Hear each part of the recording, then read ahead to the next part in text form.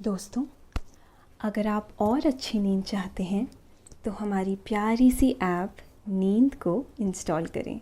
इस ऐप पर आपको एक्सक्लूसिव स्लीप स्टोरीज़ मिलेंगी और आप बिना यूट्यूब प्रीमियम के भी इन स्टोरीज़ को बैकग्राउंड में सुन सकेंगे।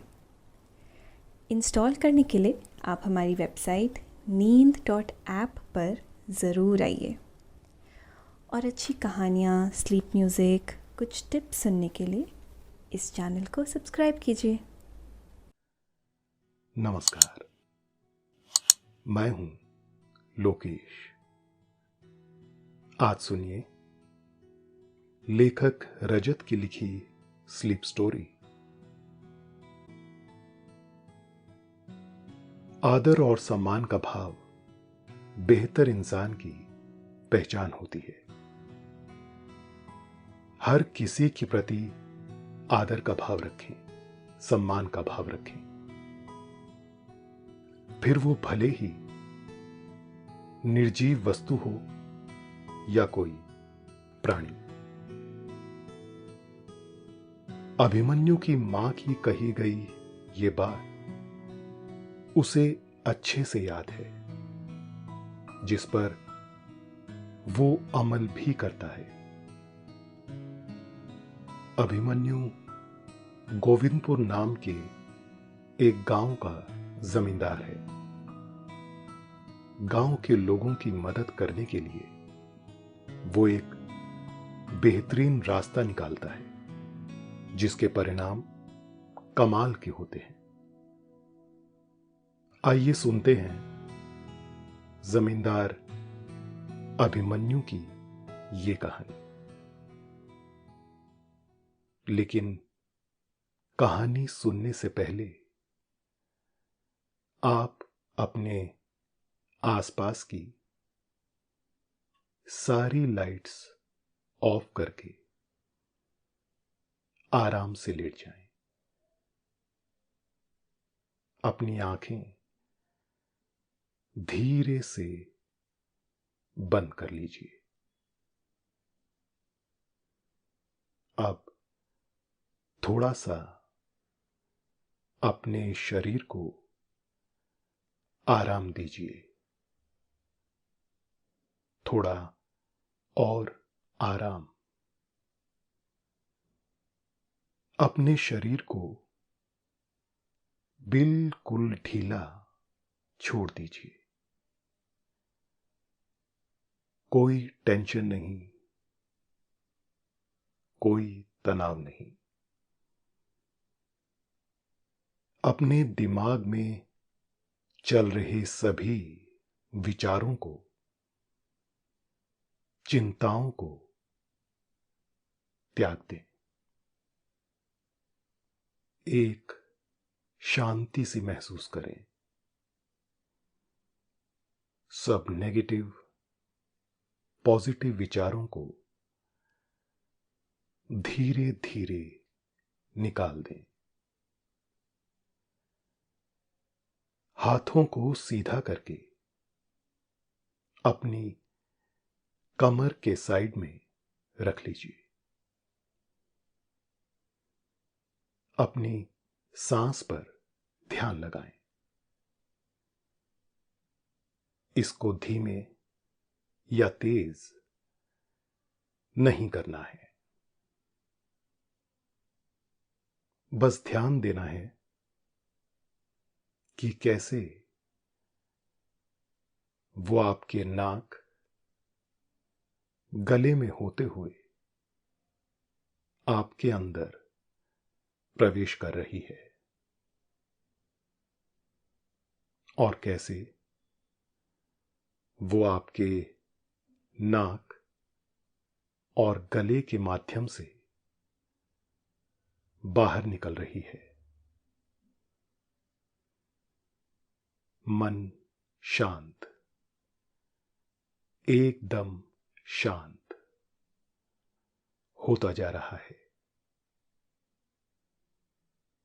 आप बहुत अच्छा महसूस कर रहे हैं। खुद को काफी हल्का फील कर रहे हैं। सब तरफ शांति ही शांति है, सुकून है, खामोशी है। एक समय की बात है, गोविंदपुर नामक गांव में एक जमींदार रहता था, अभिमन्यु। स्वभाव से भोला, मासूम और दयालु। हालांकि एक जमींदार में ऐसे स्वभाव का होना कम ही देखने को मिलता था, क्योंकि एक जमींदार का काम ही कुछ ऐसा होता है। फिर भी अभिमन्यु कोशिश करता कि किसानों के काम आ सके। वो कई किसानों का कर्जा माफ कर देता, किसी की मदद कर देता और किसी न किसी तरह से अपना काम करते हुए भी एक अच्छा इंसान बने रहने की कोशिश करता। वो हमेशा अपने आप को पहले से और बेहतर इंसान बनाने की कोशिश में रहता और इस ख्याल में उसकी मां उसकी मदद करती। फिलहाल तो अभिमन्यु की मां अपनी खुद की मां के पास गई है, पर अभिमन्यु हर दम उनकी सिखाई गई बातें याद रखता। अभिमन्यु के बाबा भी अपने जमाने में जमींदार थे, फिर उन्होंने अपनी जगह अभिमन्यु को दे दी, इस उम्मीद के साथ ही कि वो भी उनकी तरह अपना फर्ज अच्छे से निभाएगा। पर जमींदार होने के लिए आपके मन को कठोर होना चाहिए, जो कि अभिमन्यु का मन था नहीं। फिर भी अभिमन्यु पूरी कोशिश करता, वो अपनी जिम्मेदारी भी ठीक से निभाए और वक्त आने पर लोगों की मदद भी कर पाए। एक रोज अपना काम खत्म कर अभिमन्यु अपने मुनीम जी दीनानाथ जी को घर छोड़ने के लिए उनके साथ निकल गया। मुनीम जी की आयु ने अब 60वें वर्ष में अपने कदम रख लिए हैं। वो अभिमन्यु के बाबा के लिए भी मुनीमगिरी करते थे और अब अभिमन्यु के लिए भी। वैसे अभिमन्यु के बाबा ने उससे कहा था एक बार, अब समय आ गया है, दूसरा मुनीम रखा जाए, अब दीनानाथ की उम्र हो गई है। अभिमन्यु ने कहा, नहीं बाबा, रहने दो, अभी वो अच्छे से काम कर लेते हैं, जब होगा वो खुद ही कह देंगे। खैर, अभिमन्यु मुनीम जी के साथ उनके घर की तरफ जा रहा है। मुनीम जी ने कहा, तुम्हें आने की जरूरत नहीं थी अभिमन्यु, मैं अकेला ही चला जाता, रोज तो जाता हूं। अभिमन्यु ने कहा, हां, यह बात तो मैं भी जानता हूं, पर इस बहाने मैं भी अम्मा और छोटी से मिल लूंगा। अम्मा मुनीम जी की पत्नी है और छोटी उनकी पोती है। मुनीम जी ने कहा, ठीक है, वैसे भी छोटी आपके बारे में पूछती रहती है। अभिमन्यु ने कहा, अच्छा, वैसे मुझे आपसे भी एक बात पूछनी थी। मुनीम जी ने कहा, हां, पूछिए ना, कोई हिसाब अधूरा रह गया क्या? अभिमन्यु ने कहा, नहीं, आपका हिसाब तो हमेशा सही रहता है। मैं ये पूछ रहा था, आपको क्या लगता है मैं बेहतर इंसान कैसे बन सकता हूं? मुनीम जी ने कहा, आप पहले से बेहतर हो, और कितना बनोगे? रात के करीब 7 बज रहे हैं। हल्का हल्का अंधेरा गांव के आंगन में फैल रहा है। आते जाते सभी लोग अभिमन्यु और मुनीम जी को नमस्कार कर रहे हैं। बदले में वो दोनों नमस्कार करते हुए अपनी बातों में कहीं गुम हैं। गोविंदपुर एक खूबसूरत गांव है जो चारों ओर से प्रकृति से घिरा हुआ है। गांव के भीतर भी हरियाली निवास करती है। कई तरह के पेड़ों से गांव सज धज कर रहता है। गांव की चौपाल पर शाम के समय गांव के लोगों की बैठक जमती है। कहने में कोई हर्ज नहीं होना चाहिए कि गोविंदपुर एक संपन्न गांव है। कुछ लोग आलोचना करते हैं कि अभिमन्यु जमींदार के पद के लिए उपयुक्त नहीं है, क्योंकि वो एक सज्जन पुरुष है। अभिमन्यु को यह बात भली भांति पता है और वो ऐसी बातों की परवाह भी नहीं करता। वो बस अपना काम अच्छे से करना चाहता है। अभिमन्यु को मां की कही गई एक बात ध्यान आई। वो कहती हैं, जीवन में सबसे बड़ी पूंजी जो तुम हासिल करोगे वो किसी के हृदय में तुम्हारे प्रति प्रेम होगा। उससे बढ़कर कुछ भी नहीं।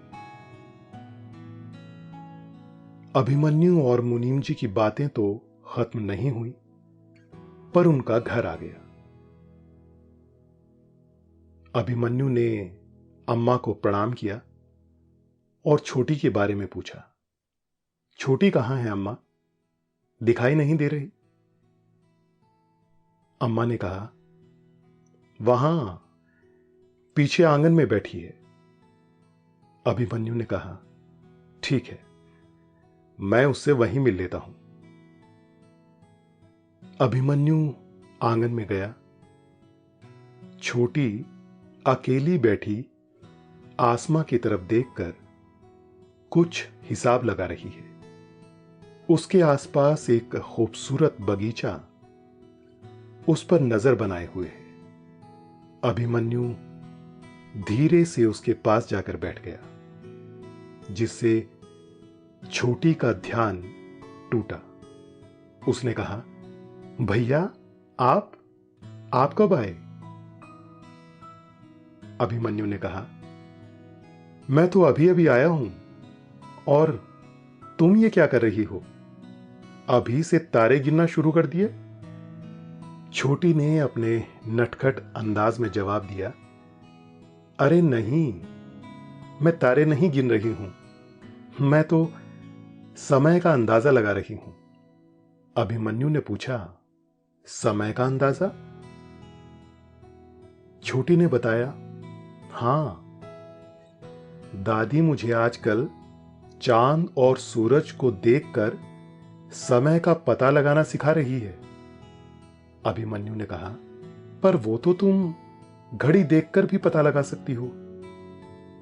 छोटी ने कहा, ओहो, अब हर समय आपके पास घड़ी थोड़े ना होती है।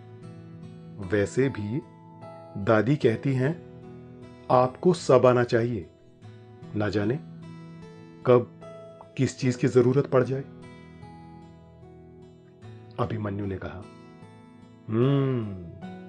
दादी बिल्कुल सही कहती हैं, और तुम ये सीख जाओ तो मुझे भी सिखा देना। छोटी ने कहा, ठीक है। दोनों आंगन में बैठकर करीब आधे घंटे तक बातें करते रहे। एकाएक अभिमन्यु को कुछ आवाज सुनाई दी। कोई मुनीम जी से बात कर रहा है। मुनीम जी, क्या आपने जमींदार साहब से बात की, मैंने जो कही थी? मुनीम जी ने कहा, अभी मैं इस वक्त बात नहीं कर सकता, आप जाइए। अभिमन्यु ने यह सुन लिया और वो छोटी से इजाजत लेकर घर के अंदर गया। सामने भोला काका खड़े हैं और मुनीम जी से कुछ विनती कर रहे हैं। अभिमन्यु को देख भोला काका ने कहा,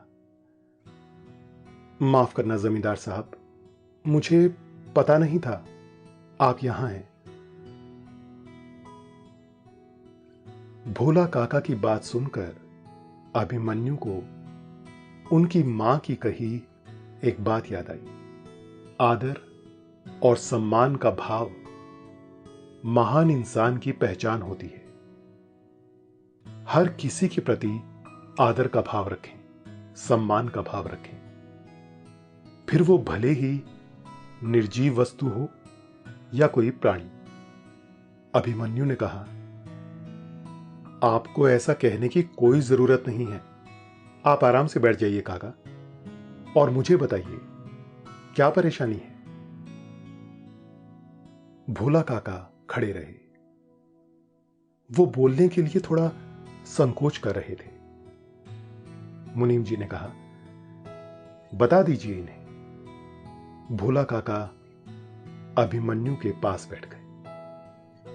उन्होंने कहा, मैंने अपने दोनों बेटों के बीच जमीन का बंटवारा कर दिया है। मेरे पास ज्यादा जमीन बची नहीं है। ऐसे में मैं पर्याप्त जमीन कर कैसे दे पाऊंगा? अभिमन्यु ने बिना देर किए कहा, हां तो मत दीजिए, मैं कोई रास्ता निकाल लूंगा। अभिमन्यु के ऐसा कहने पर भोला काका खुश हो गए और उसे दुआ देते हुए वहां से चले गए। उनके जाने के बाद मुनीम जी ने कहा, पर यह कैसे संभव है? हमें कर तो जमा करना होगा। अभिमन्यु ने सोचते हुए कहा, अब कुछ तो तरीका निकालना होगा मुनीम जी। दोनों सोच में पड़ गए। इस दुविधा का हल कैसे निकाला जाए? कुछ समय बाद अभिमन्यु सभी से विदा लेकर अपने घर की ओर चल दिया। आसमां पर चांद मां की बिंदिया की तरह चमक रहा है और चांदनी उनकी आंखों की तरह चमक रही है। हल्की ठंडी हवाओं से महसूस होता अप्रतिम एहसास। मिट्टी और हरियाली से उमड़ती हुई सौंधी खुशबू ने अभिमन्यु के मन को अनुपम भावना से भर दिया है। चलते चलते अभिमन्यु को दाएं तरफ की झोपड़ी से कुछ हलचल और आवाज सुनाई दी। यहां विमला काकी अपने परिवार के साथ रहती है। अभिमन्यु पास गया।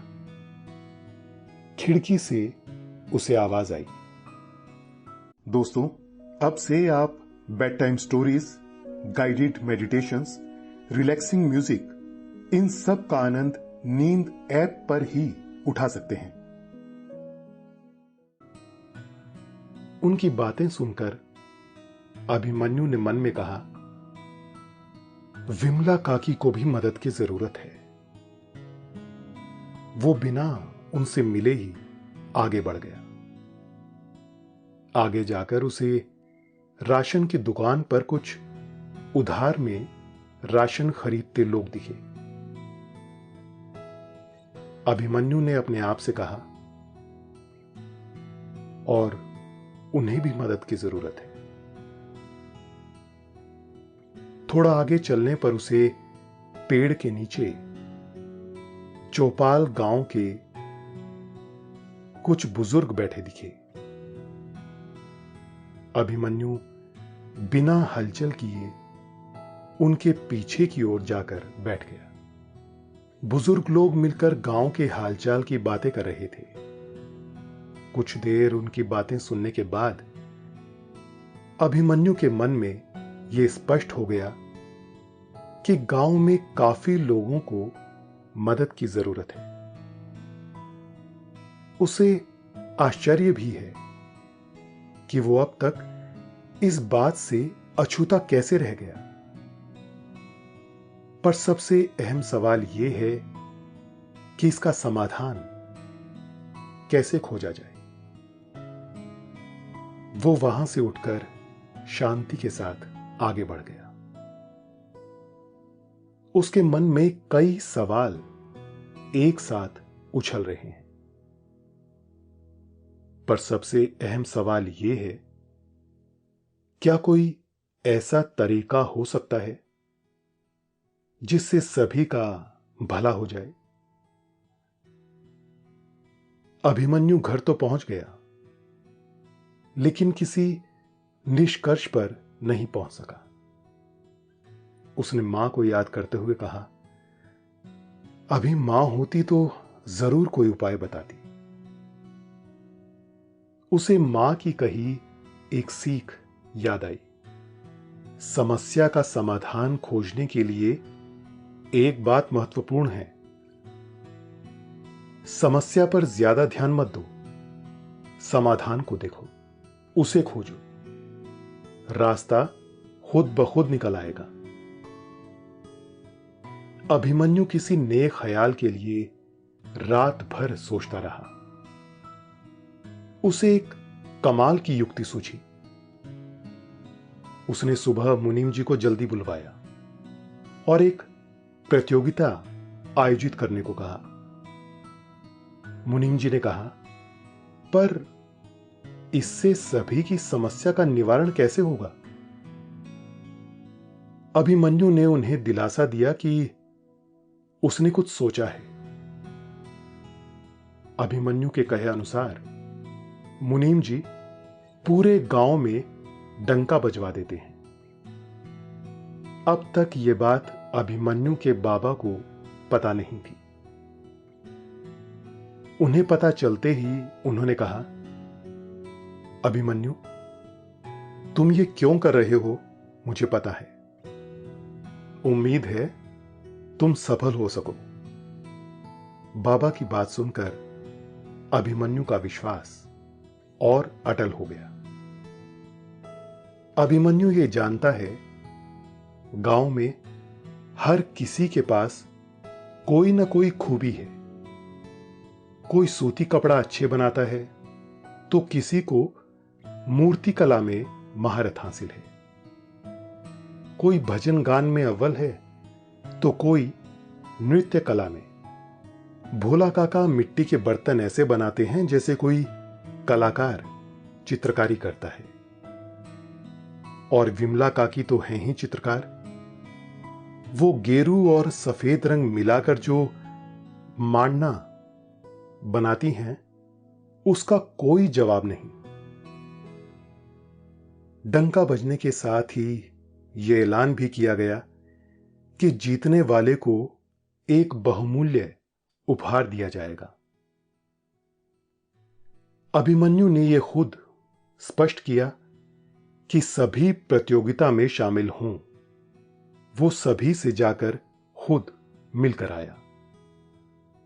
भोला काका से भी उसने कहा, इससे आपकी समस्या का निवारण संभव है।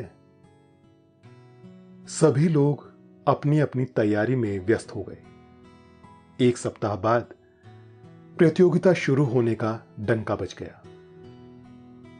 अभिमन्यु ने यह नहीं बताया क्या इनाम दिया जाएगा।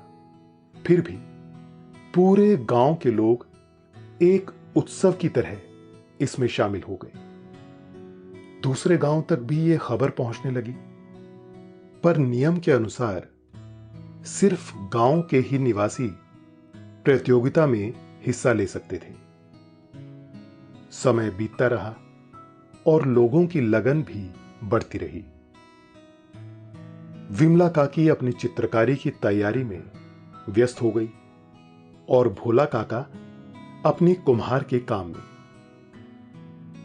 उसी तरह हर कोई अपने अपने कार्यों में मगन था। कोई कपड़े बनाने में, कोई पकवान बनाने में, किसी ने खेलकूद की तैयारी शुरू की तो किसी ने अपने ज्ञान का हुनर दिखाने की सोची। कोई लोकगीत गाने लगा तो कोई भजन। सभी लोग अपने अपने अभ्यास में व्यस्त थे।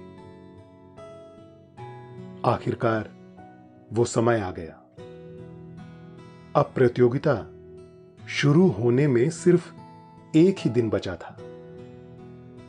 शाम के समय विमला काकी अभिमन्यु से मिलने आई। अभिमन्यु ने उन्हें देखकर कहा, काकी, आप यहां? क्या आपकी तैयारियां पूरी हो गई? विमला काकी ने कहा, हां बेटा, वो तो हो गई। इस प्रतियोगिता के बहाने मुझे अपना हुनर दिखाने का मौका मिल रहा है। अभिमन्यु ने कहा, आपका हुनर है ही ऐसा, सबको देखना चाहिए। विमला काकी ने कहा, और एक बात बेटा, अभी प्रतियोगिता शुरू भी नहीं हुई है और मुझे दूसरे गांव से मांडने बनाने का न्योता मिलने लगा है। विमला काकी की यह बात सुनकर अभिमन्यु बहुत खुश हुआ। उसने कहा, यह तो बहुत अच्छी बात है काकी, अब आप एक पेशेवर चित्रकार बन जाएंगी। कुछ समय बाद विमला काकी अभिमन्यु को आशीर्वाद देकर अपने घर चली गई। डंके की आवाज के साथ प्रतियोगिता शुरू हुई। पहली बारी चित्रकारी की आई। विमला काकी ने अपने घर के साथ साथ आसपास के घरों पर भी मांडना कर दिया। उन्होंने घरों को दिवाली की तरह सजा दिया, जमीन को आसमान बना दिया। चांद, सूरज, फूल और तारे सब उनकी चित्रकारी पर उज्जवल थे। दूसरी बारी कुम्हार की आई। भोला काका ने तरह तरह की मिट्टी के बर्तन बनाए। उनकी कला को देखने पूरा गांव उमड़ पड़ा। भोला काका ने अपनी कुम्हार की कला से सबको एक बार फिर से चौंका दिया। उन्होंने मिट्टी के ऐसे बर्तन बनाए जो गांव वालों ने कभी देखे भी नहीं थे। उन्होंने ऐसी सुराही बनाई जिसमें से पानी या अन्य कोई पेय पदार्थ पीने पर वह आवाज करती थी। उसे एक आविष्कार की तरह लिया गया। तीसरी बारी कपड़ों की, फिर गान की, नृत्य की। एक एक कर सभी को अपना हुनर दिखाने का मौका मिला। प्रतियोगिता करीब 7 दिनों तक चली। विजेता घोषित होने का दिन आया। अभिमन्यु ने एक जोरदार भाषण के साथ सभी का अभिवादन किया। विजेताओं का नाम सुनने के लिए सभी की धड़कनें रुकी हुई थी। गांव के चौक पर सन्नाटा छा गया। अभिमन्यु मंच पर खड़ा विजेताओं का नाम लेने ही वाला था। अभिमन्यु ने कहा, करीब करीब गांव के हर घर से किसी न किसी ने प्रतियोगिता में भाग लिया है और मुझे ये बताते हुए बेहद खुशी हो रही है कि चित्रकारी में प्रथम स्थान विमला काकी का आया है। ये नाम सुनने के बाद ढोल बजने लगे। विमला काकी के बच्चे उन्हें नचाने लगे। अभिमन्यु ने कहा, कुम्हार के काम में दूसरा स्थान भोला काका का है। भोला काका खुशी से इस तरह खड़े हैं जैसे उन्हें पहले से ही पता था उनका नाम ही आएगा। एक एक कर अभिमन्यु ने सभी के नाम लिए और कहा, और इन नामों को लेने के बाद मैं बताना चाहता हूं कि गांव के हर घर में कोई ना कोई विजेता अवश्य है और सभी विजेताओं का इनाम यह होगा कि उन्हें कोई कर यानी टैक्स नहीं देना पड़ेगा। अभिमन्यु के ये शब्दों को सुनकर सभी खुशी से झूमने लगे। पूरा गांव जश्न में डूब गया। कुछ समय बाद खबर मिली, दूसरे गांव के जमींदारों ने भी प्रतियोगिता का आयोजन रखा है। अभिमन्यु के बाबा ने कहा, पर तुम सरकार को क्या जवाब दोगे? अभिमन्यु ने कहा, मैं उनसे पहले ही बात कराया था और वो मान गए थे। अभिमन्यु के बाबा ने उसे गले लगा लिया। मां की दी गई सीख की वजह से अभिमन्यु ये सब कर पाया था। शाम हुई। उसने देखा मां सामने से चलते हुए उसकी तरफ आ रही है, जैसे रातों में चांद आता है। दोनों ने एक दूसरे को गले लगा लिया। रात तारों की तरह अपने साथ नींद भिलाई है। नींद आपको सुलाने आई है। आप गहरी नींद में हैं।